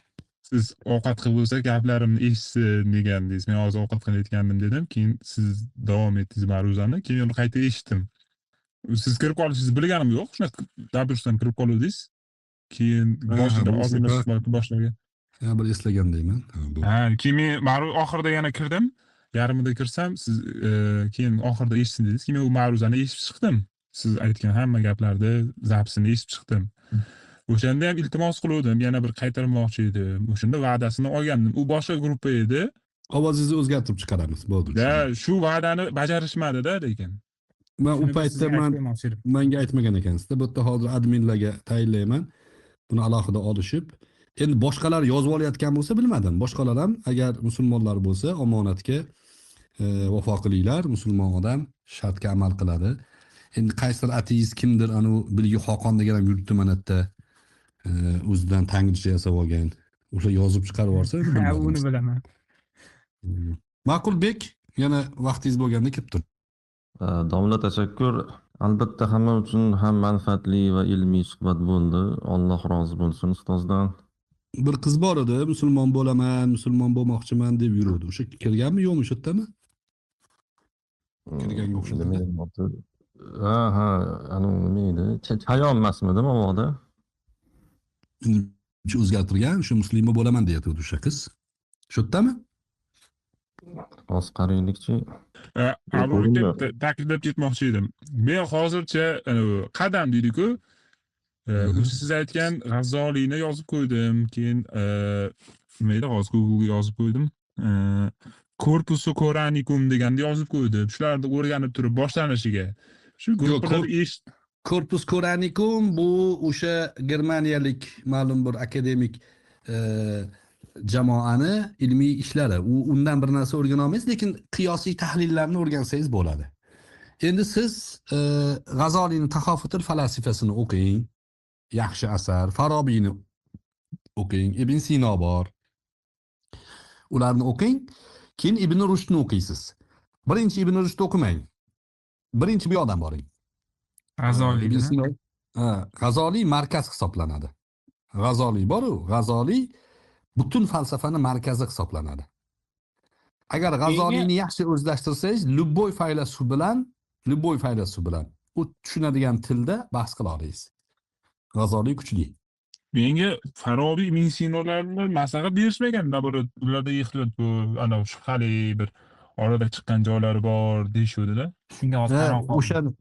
O'shani Tahofutul falasifada 20 ta masalani ko'targan, Farobiy va Ibn Sinolarga raddiya bergan, keyin Ibn Rushd Imom Abu Hamid al-G'azoliyga raddiya bergan, keyin undan keyin bularni jamlagan ulamolar bor.